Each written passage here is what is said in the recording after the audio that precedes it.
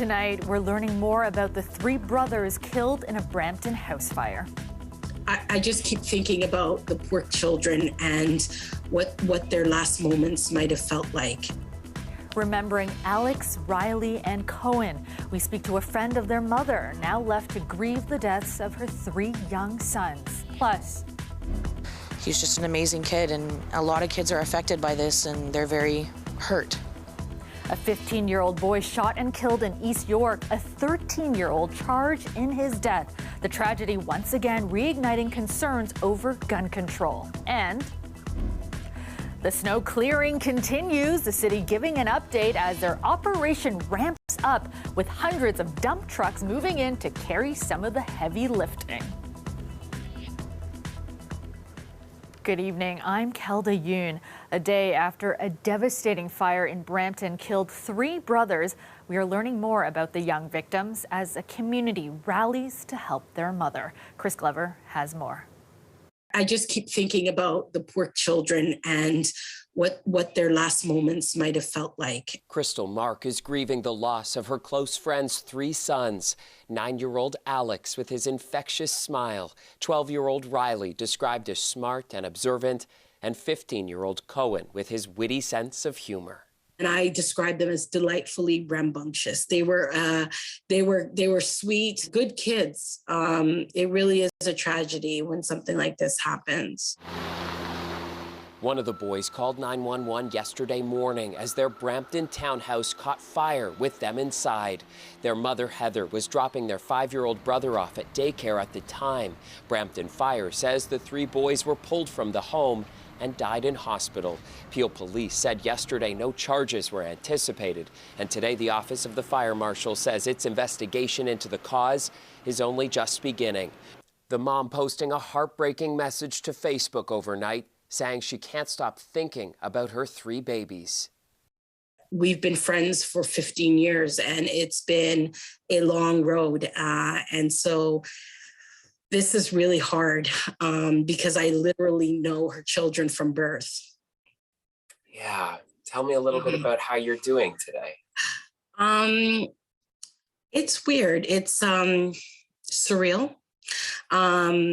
I didn't sleep well at all last night, and I'm sure very few people have who've been connected to this. Especially at the boys' schools, where flags are at half-mast and counselors are helping support students and staff. Outside what's left of the home, a growing memorial. 15 years ago, Heather became a member of the Malton Moms. That community group is now behind a GoFundMe page for the single mother. Around $70,000 has already been raised. It swells my heart because I know how much a tragedy like this leaves people feeling like, what can I do? Heather's sister released a statement today to thank people for their support and comfort, thoughts and donations during this unimaginable time. Definitely, it's the biggest struggle of her life. I know that she's going to get through this, and she'll get through this with family and with her friends. An overwhelming amount of support in the face of overwhelming loss. Chris Glover, CBC News, Toronto.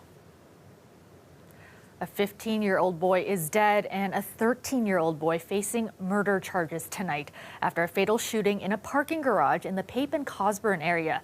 The latest tragedy once again reigniting concerns over youth gun violence in the city. Ali Chiasson has more.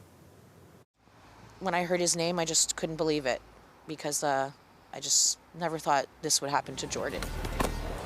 15-year-old Jordan Carter was an avid skateboarder. He was a regular face at the 8th Street skate park in South Etobicoke. Just a sweetheart, just so polite, thankful. You know, he would give anybody anything, the shirt off his back, and he didn't have much. A lot of kids are affected by this, and they're very hurt. Like, he was really getting good at skateboarding, too. Like, he was getting really good. And then someone just has to take his life. Carter was shot dead on Wednesday in an East York parking garage. Our investigation has led to the arrest of a 13-year-old boy. We are alleging that the 13-year-old is responsible for the shooting-related death of Jordan Carter. Both families in this case are understandably devastated. 2 handguns and ammunition were found at the scene, a parking garage where his friends tell me they regularly skateboard in the winter. Although we are not looking for any other suspects, we are still in the midst of our investigation. Police are working to understand how these two young boys got caught up in the city's gun violence. The involvement of two teen boys is almost unimaginable. And as a community, we should be devastated. Staff Sergeant Lauren Pogue points to the accessibility of firearms. It is a sad and unfortunate example of the proliferation of handguns in our city. Illegal handguns coming in from the States. Toronto police will be sending out response teams to probe all firearms discharges, not just in instances of injury or death. We will do this because we cannot continue to have young boys, young men, young boys really, victimized by this gun violence. Ali Chiasson, CBC News, Toronto. Well, the snow clearing continues across the city. The city giving an update on their operations today, ramping up this weekend with hundreds of dump trucks helping to carry some of the heavy lifting. Our Dale Manukduk has the latest. I'm at one of the city's 5 snow dump sites on Unwin Avenue near Cherry Street. Lots of activity behind me as the city tries to clear 55 centimeters of snow that was dumped over just 16 hours earlier this week. So dump trucks have been coming in one by one, dumping the snow onto this mountain. You can see the excavator trying to pile it up high. But obviously priority was emergency services, police, fire, the TTC to ensure their services could operate. Snow removal operations began on Wednesday to ensure all streets and sidewalks are safe and accessible. The city says plows have traveled over 100,000 kilometers on sidewalks already and are still making the rounds. Snow removal on the DVP and Gardner was completed yesterday, and sections of several major streets were also treated. Here's what Barbara Gray, the city's general manager of transportation services, had to say. Today, our crews are planning to continue to remove snow from Bloor Street and Richmond Street, are working on Shepherd Avenue and Avenue Road and Dixon Street. And snow removal in school, safety zones, and transit shelter areas are also underway citywide. Usually the snow could be managed within the existing roadway allowance, but this amount of snowfall could affect access to emergency vehicles, restrict traffic, interfere with pedestrians and parking, and obstruct sight lines. But the city says that residents have been extremely cooperative and they're going to continue to need that cooperation. In order to facilitate the operations, our crews are placing temporary signage around the snow removal locations so that people understand that they're not able to park in those locations. We need them clear of parked cars in order to make that happen smoothly and quickly. Now, this is going to take several days. Transportation Services says they'll continue to report daily on their activity and communicate with ward councillors and communities, notifying them in advance of when they'll be in those areas. They're also encouraging people to call 311 for service requests if they see any trouble areas. Dale Manukduk, CBC News, Toronto. And meteorologist Colette Kennedy joins us now with a first look at the forecast. And Colette, a good day to stay indoors with those very frigid temperatures. Thanks, Kelda. Yeah, another cold night ahead for us. Now, they have backed off in a few areas on the extreme cold warnings. You see the areas in purple here still included in these, and an extreme cold weather alert for the city as well, the city of Toronto. So we're looking at another night where the winds are a little lighter, but still some cold temperatures and a bit of a wind chill factor. Our daytime highs today, just -10, a little better there in Windsor for sure. And well, depending how you look at it, a little worse in terms of the temperature, colder in our nation's capital at -18. Overnight tonight, we'll see some increasing cloud through the overnight hours, but a lot more cloud coming in tomorrow.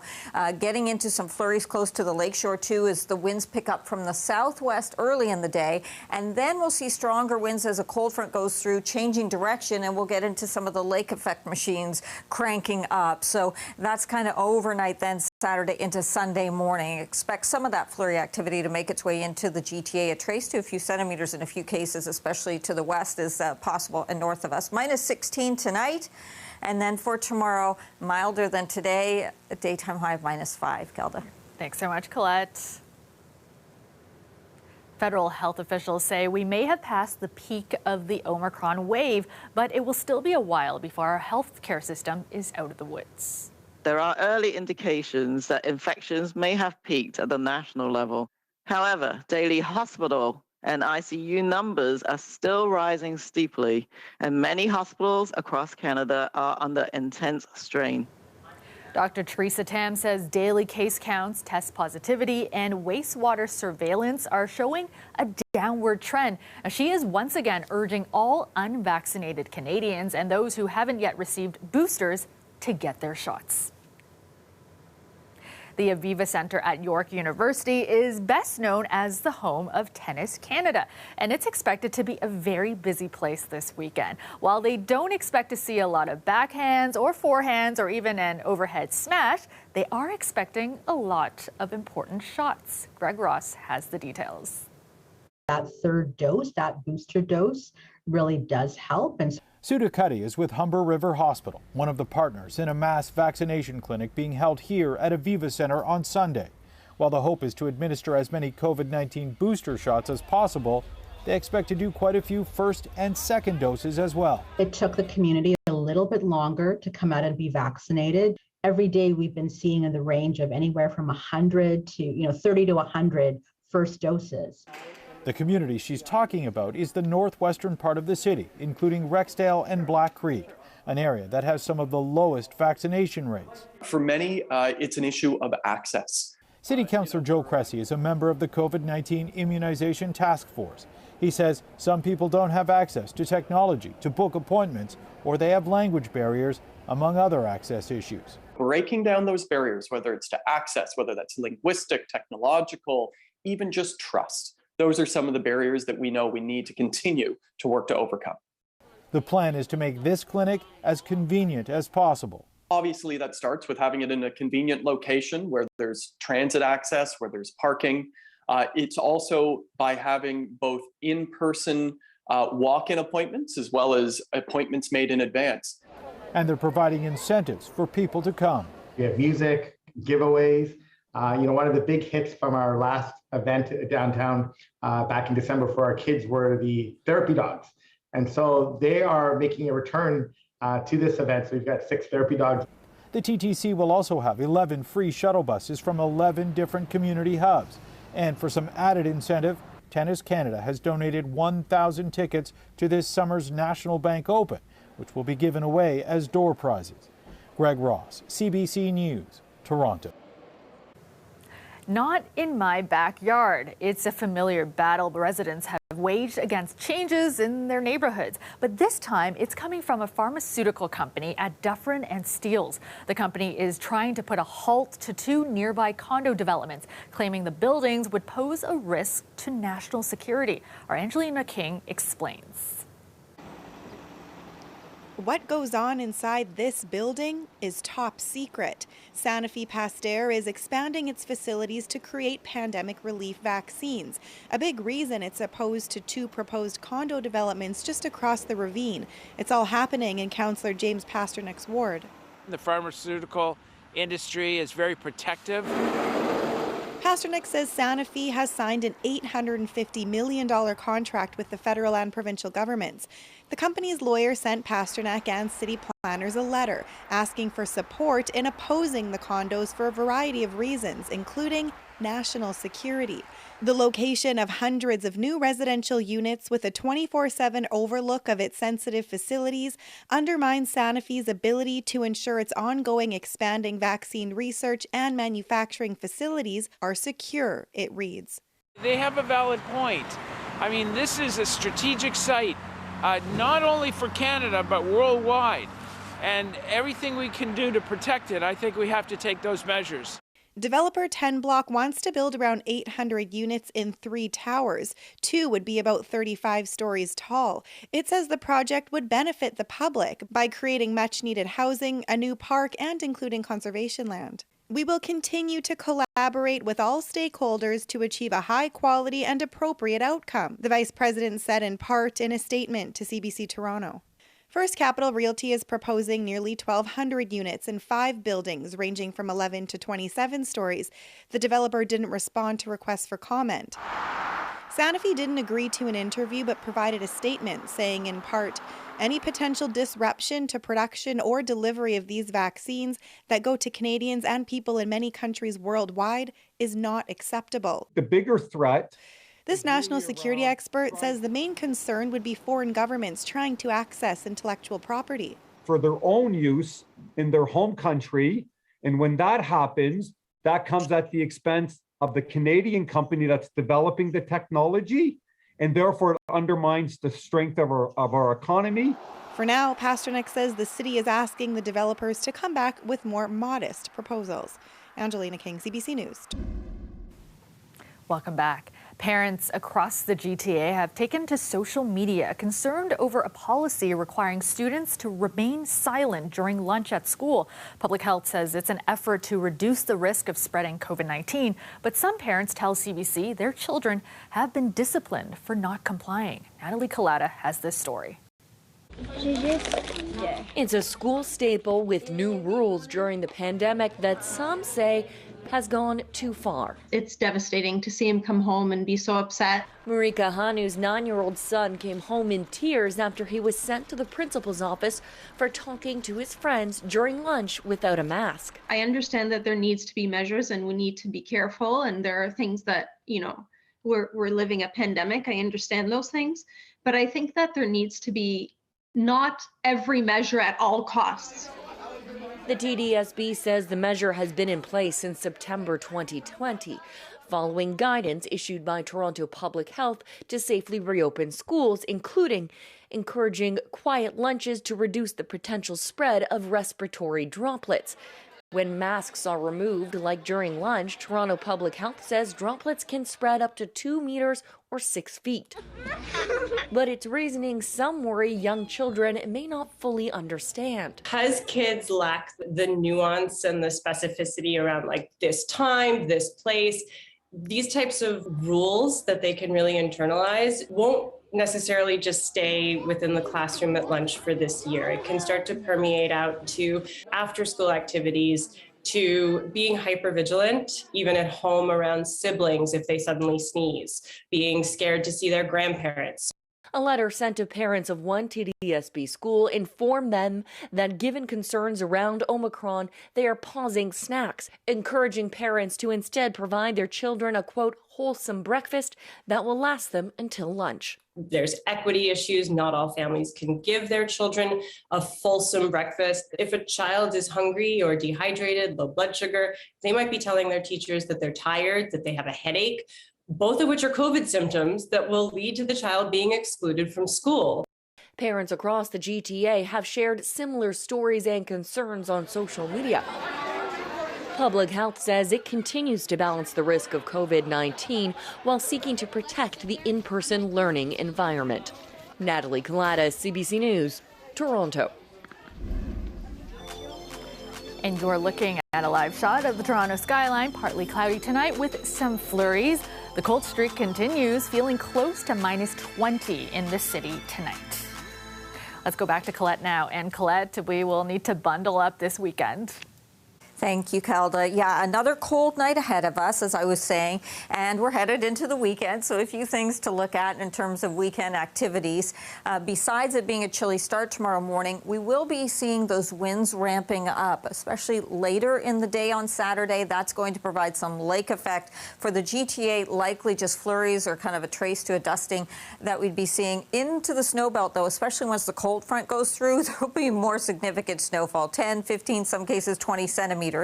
And then early next week, even for the GTA, this is Monday, later in the day into Tuesday, we'll see some measurable snow, but not 40 and 50 centimeters. No, I'm talking about 3, 4, 5 centimeters. So that'll be kind of the range, at least at this point. That's how it's looking for Monday's storm coming through.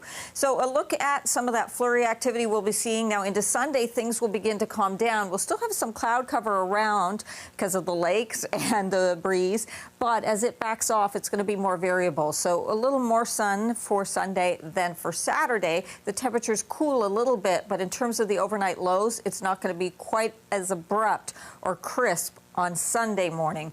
Checking out these winds, the direction, that's one part of the story in terms of where the lake effect ends up, and then also cooling once these switch around to the west to northwest, but getting quite strong again later in the day, really tomorrow is Saturday night into Sunday morning. A look tonight for you in southwestern Ontario, what the temperatures look like, and then the wind chill feeling close to -20 there. Tomorrow up to -4 for that daytime high, but a few areas. It's not going to be flurries all day, but just intermittent that you'll get into some flurry activity. And tonight, -16 for Toronto, feeling -22 to -25 by tomorrow morning.